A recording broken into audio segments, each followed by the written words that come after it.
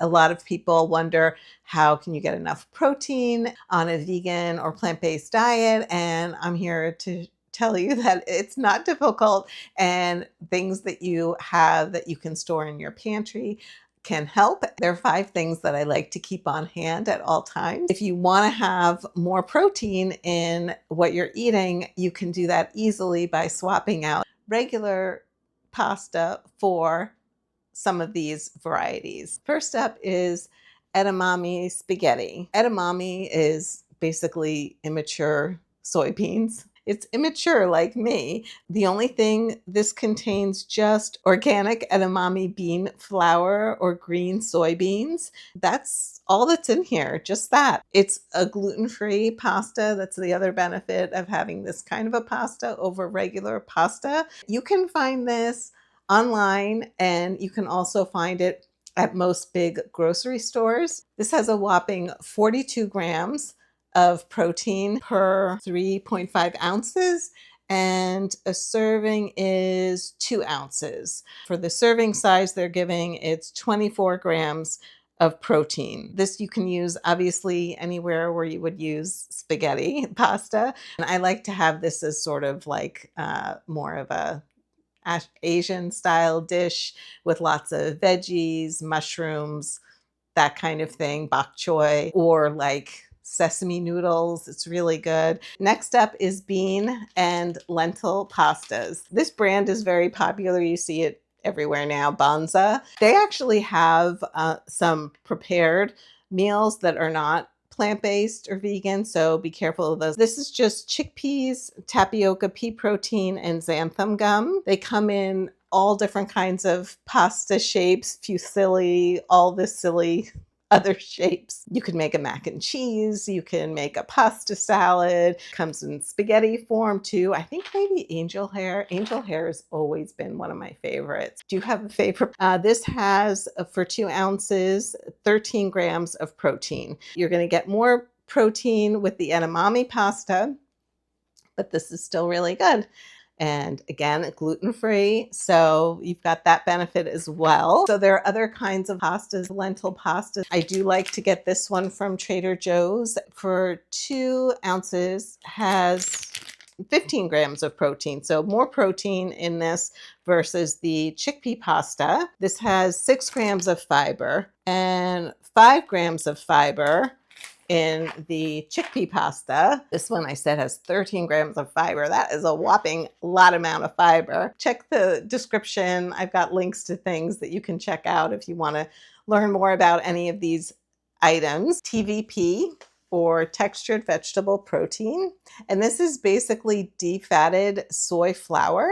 It's just, they make it into like little granules shapes there. You rehydrate them and then flavor them and season them however you like. And they're great to add to soups. Like I like to put it in chili to give that kind of chewiness that you would get from meat crumbles and stuff like that. It's really nice because it's just one ingredient. So there are a lot of plant-based grounds, like beef style grounds and such, that you can use, but they usually have a lot of sodium and a lot of other ingredients in there. This way you can control the ingredients that you put in and how you season it, and salt, no salt, adjust all of those things to your own preference. It's nice again that this is a pantry staple, so it's something you can have on hand and whip up a meal very quickly. I actually like to add this to my oatmeal because it has a nice texture. There was this place in New York City that I used to go to all the time called Zen Palette.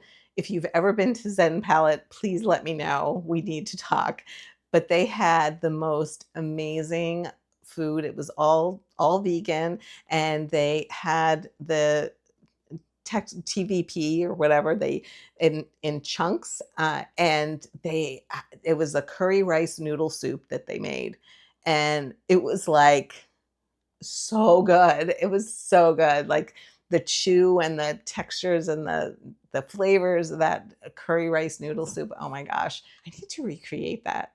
See if I can recreate it. Protein content is 12 grams of protein per quarter cup and 4 grams of fiber. It gives you the basic cooking instructions on the back here. And this has an easy vegan taco recipe here. I may have to make that. That looks really good.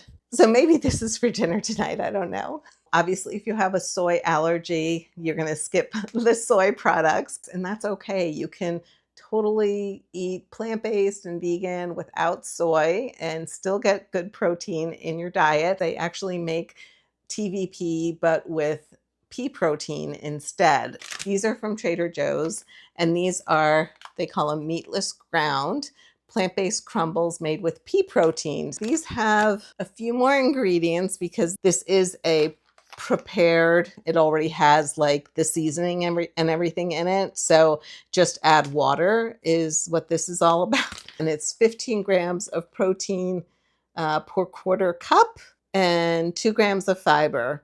So this one has some, like I said, some additional flavoring ingredients in here, but so quick and easy to pull together a meal like this. TVP you can get in different shapes and sizes also for different kinds of dishes you might want to have. The soy curls, meaty kind of little curly, just soybeans also. So per 3/4 cups, 11 grams of protein. I'm not sure why. Oh, because they're like airy. And I actually love making like a barbecue sauce and mixing that in with marinating the soy curls in a barbecue sauce that I make. It's really good, and then bake them up like that. And it's so good. The chewiness that you get from the soy curls when they're cooked up. Next one, this is not something that you need to have in your life.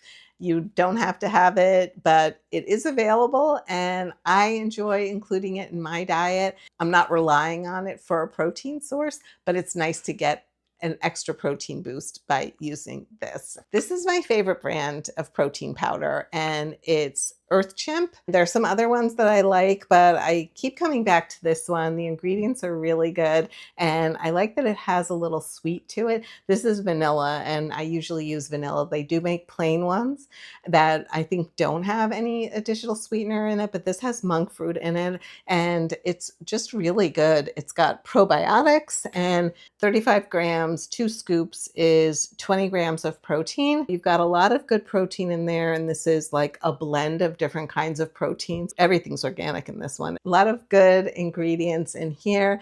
I really like this, and I love to use protein powder in my smoothies, in my Ninja Creamy ice creams. You can use them in baking just by reducing some of the flour. You do have to test recipes if you're going to replace flour, because different flours and protein absorbs liquid differently. So the measurements might be different than what an original recipe is written as. And this is pea protein crisps. They've got a little crunchy rice cereal kind of vibe. And the reason I like to use them is because, one, they give a lot of protein, which is, this one is half a cup of 30 grams gives you 18 grams of protein. This one is made with just organic pea protein and organic rice starch. So I use these a lot in desserts. So I make some 100-gram bars that are healthier 100-gram bars, and it comes out so good. It's got this crunch and it gives you like this boost of protein, whereas otherwise like Rice Krispies or whatever cereal doesn't really have a lot of nutrients in it. This one is obviously no soy, and it's gluten-free, non-GMO, keto-friendly. I make a crunch bar with this as well. You can use that there. And also you could just mix it into your cereal in the morning if you have that, or add as toppings for yogurt bowl or smoothie bowl. So this is an option that you can use in place of places where you might use Rice Krispies or something in desserts. And this one I buy on Amazon. I haven't found it anywhere else. And the last time I checked Amazon, they actually didn't have it. Hopefully it will be back in stock and available, but I still have a little bit left here. Obviously, there are a lot of other high protein foods that you can keep in your pantry, and maybe I will feature those in the next 5 things pantry tour video. So if you're into healthier kinds of treats, I link to the Crunch Bar and the 100 Gram and other iconic candy bar where I use these pea protein crisps. And yeah, let me know in the comments below what your favorite pantry staples are and what kinds of things you keep on hand.